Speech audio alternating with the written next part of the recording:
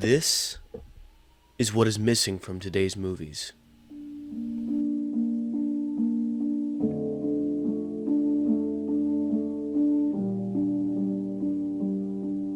No, I'm not talking about the alcoholism or the extremely low budget of -$50. I'm talking about the implication of what was being presented in that short scene. The simple scoff that conveys to the audience that this has happened before, and the inherent destruction that alcoholism can have on a relationship. The scene even indicates some sort of toxicity between the two characters. Subtlety is a massive part of effective cinema, and I feel as though now more than ever we are losing that in our theaters. This is a relatively new thought that I have had, and it came about with the release of Jordan Peele's Nope, and it was reaffirmed with Zach Cregger's recent release, Barbarian. Both of these movies are somewhat difficult to understand on a first viewing. There are definitely members of the movie-going community that will say they understood it immediately without a thought, and although they may have pieced together a thin veil of what the film is saying, I don't believe they have a true understanding of it. But I'm going to be breaking this down into two parts. The first being what subtlety looks like in the mainstream, and then two, what subtlety looks like in effective cinema. To start off though, let's take a look at precisely what subtle means. The first definition is so delicate or precise as to be difficult to analyze or describe. And the second one that we'll be focusing on is making use of clever and indirect methods to achieve something. To be honest, I can't remember the last time I looked up what subtle meant or even tried to give a definition. Obviously, looking up words you use on an everyday basis isn't common practice, but here it's important because I think we've lost touch with what it really is. At its core, it is a writing technique to portray a message, information, emotion, etc., without directly saying what it is you want to say as a creative. It falls under the same tenet of showing, not telling. An audience doesn't want to be told. They want to put the pieces together and figure it out. Subtlety creates engagement. If you aren't subtle, you end up with a film that is either boring or feels like a lecture. Where does that put us in today's world? I think we've reached a point where a new sort of subtlety exists. A faux subtlety. That's right. I'm coining a new term. Faux subtlety has the characteristics of being subtle, but it lacks real depth, real implication, and it remains obvious and easily detectable. Unfortunately, I think that has arisen because so much media has been poured down our throat that what was once subtle is no longer. Let's take a look at this concept in a fan favorite, Doctor Strange, Multiverse of Madness. Truly, I'm just glad that you're happy. Mm-hmm. I am. I really, really am. Good. Are you? I'm happy. Good. You deserve it. Are you happy? That's a great question. It really is. And it can be an effective conversation starter for some good dialogue, but there are a few problems here. One of those being it's just kind of random. Like, yes, Steven is at the wedding of his old lover, a lover that he literally destroyed the universe to try and get back, and what if? But given the context of this scene and the lack of lead up and the short answer, it's unnecessary. We know that this film is going to involve multiple dimensions, and we know that implies the possibility of different lives. So when she asks him that, he obviously isn't happy. We already know that. It doesn't reveal any new information, and therefore isn't actually subtle. It doesn't make us think. We merely recognize. Not subtle. The MCU blockbuster exists with this falsehood. Some of you might not think this is problematic, that those films have existed and will always exist, and that is mostly true, but these massive films that make the most money define what types of films are made in the near future. A film that will not have critical success by any means, and has been vehemently hated on recently, is a quaint little piece called Don't Worry, Darling. Olivia Wilde's attempt to make the jump from raunchy late-night comedy to an eye-opening and woke suspense thriller. She did not have a very soft landing. Don't Worry, Darling is blatantly about the loss of autonomy for women in marriage, and the main antagonist is an incel version of Harry Styles.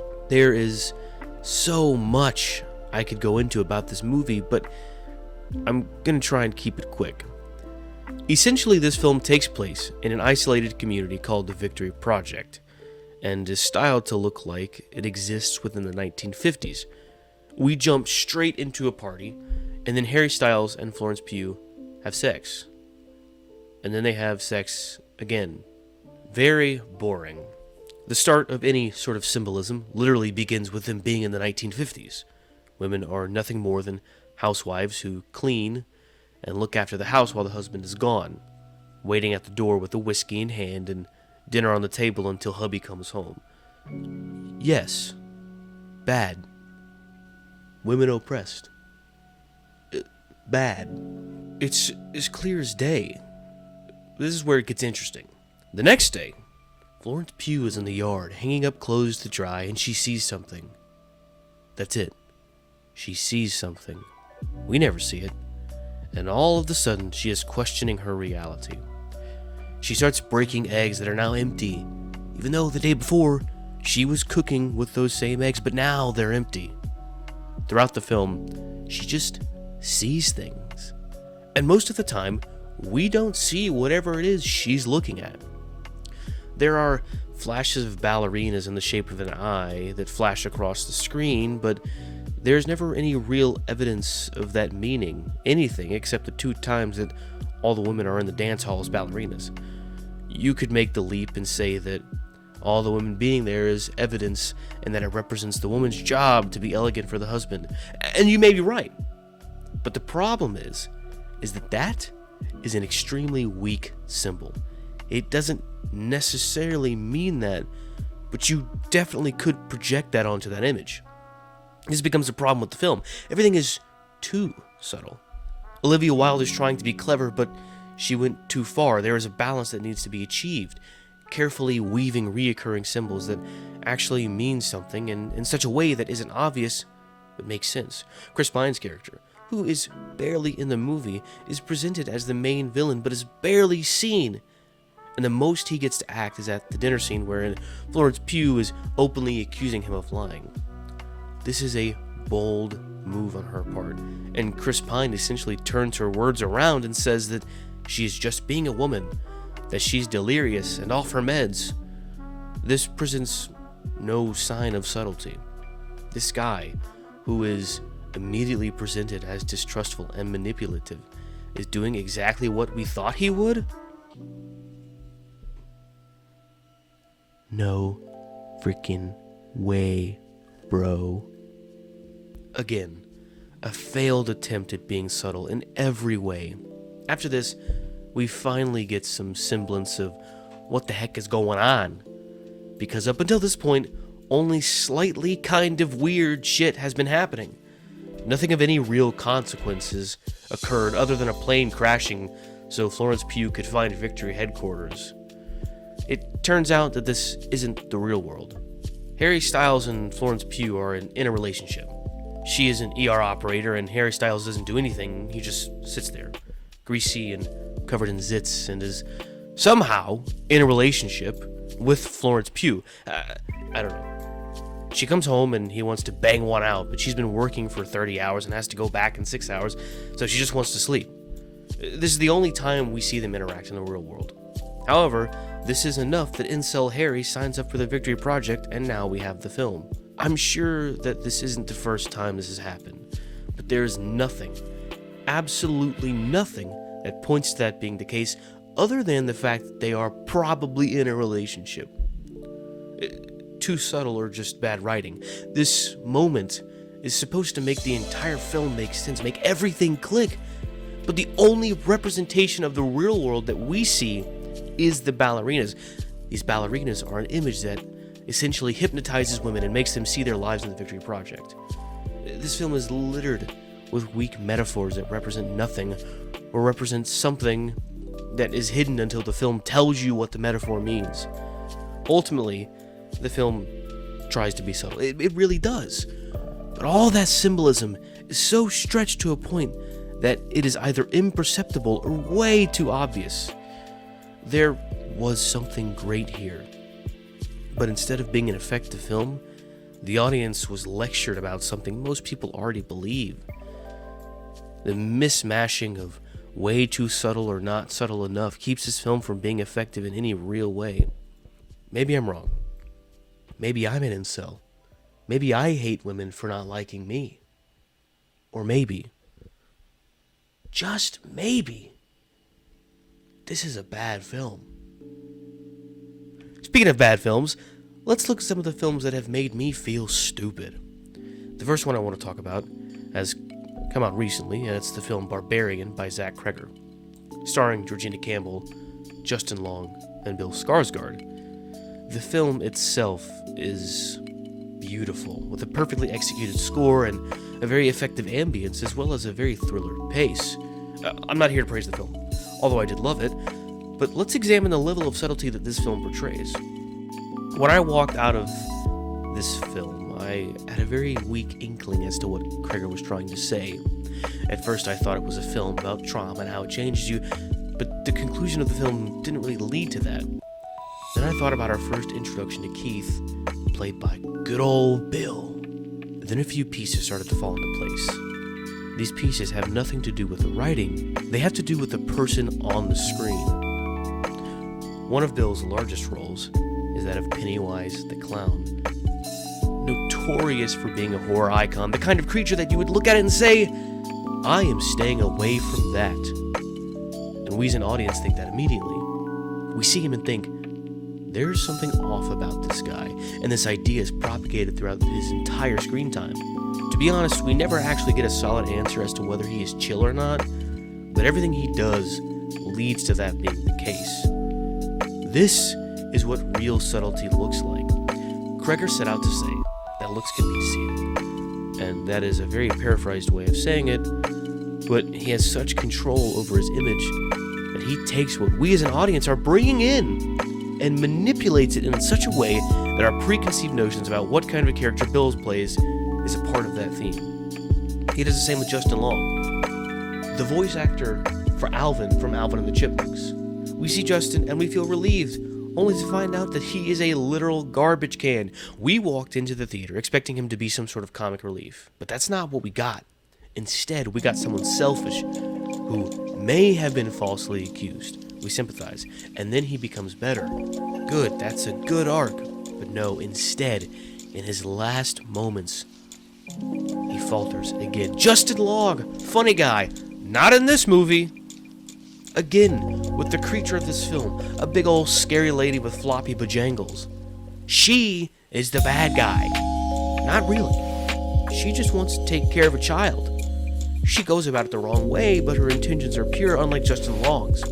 Almost every character in this film is perceived one way and then shown to be something else, with nothing more than images. This is subtlety. Not saying a piece of dialogue that implies something easily perceivable, but one more thing on Barbarian. Bill's character Keith is having a nightmare, a vicious one. Tess wakes him up, and we don't get any more than that. But that one image is so interesting and speaks to how and why he acts the way he does. Tess has sort of the same thing with a guy named Marcus who calls her several times in the beginning of the film, and then he just never shows up again. Barbarian is riddled with these subtle, symbolic representations of its theme in ways that a viewer has to be paying attention to perceive them. That is effective filmmaking. This also occurs in Jordan Peele's Nope. I'll be honest, this was and is a hard film to put together, and it's one that I'm still working on figuring out. Maybe it's just because I like it so dang much. I'm not sure, but what I can say is that some people think it's obvious, and some people think it isn't saying anything. To the people who think it's obvious, I think they may be right about a general theme of spectacle, but I don't think they're grasping at what that truly means. And to the people who think it's meaningless, I'd say give it another watch. Nope's subtlety is a bit different than that of other films, because it presents everything in a very perceptible way, but the strings are not attached. Let's say you have a murder board, with lines of evidence and suspects and all that. There's one thing different about this one. All the red string that is usually on the board is gone. It's all there, but you can't trace the pattern. Peele is giving us all the information and saying, figure it out. This is the best way to get an audience engaged. There are still discussions being had over what the shoe means. Peele knew exactly what he wanted it to mean and portrayed it in such a way that we would have to figure it out. The coin that kills Danny Glover, the flag stuck in the mouth of the beast, the name Lucky, all of these little symbols stuck together in a seemingly meaningless pattern only to reveal a truth at the end of the film. My favorite bit of subtle and effective filmmaking is how the film was shot. So the film, in a paraphrased sense, is about chasing spectacle and how that affects your life. Audiences today want something bigger and better than the last thing. They want fast 10 your seatbelts. And so what did Peele do? He slapped us right in the middle of a boring location. A vast desert with a few structures. He did the opposite of what an audience wants. But it works.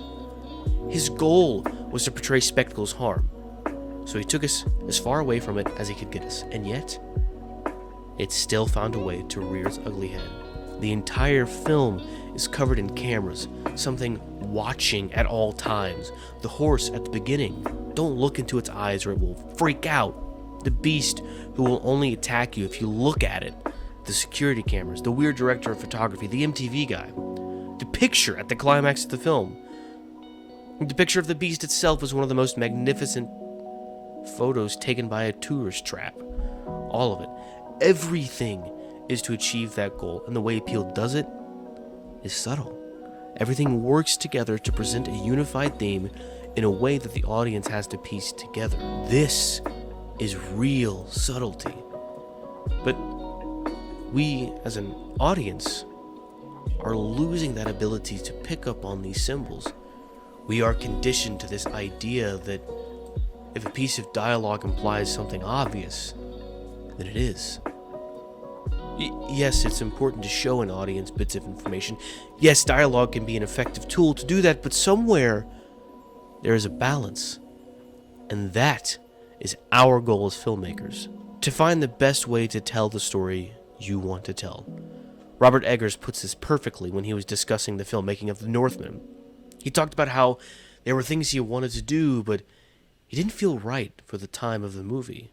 He talked about how there were things he wanted to do, but it didn't feel right for the tone of the film.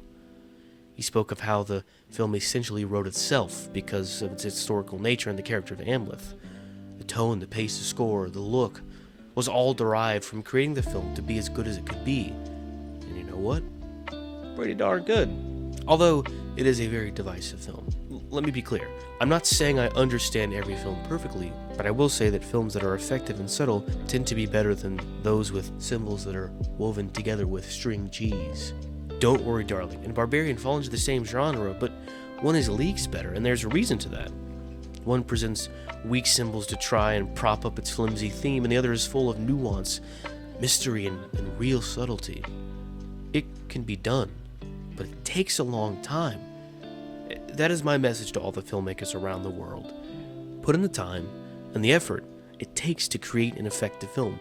Find what is the best way to make your film, and do it. Only you can discover a film's true potential. That's for you, Kyle.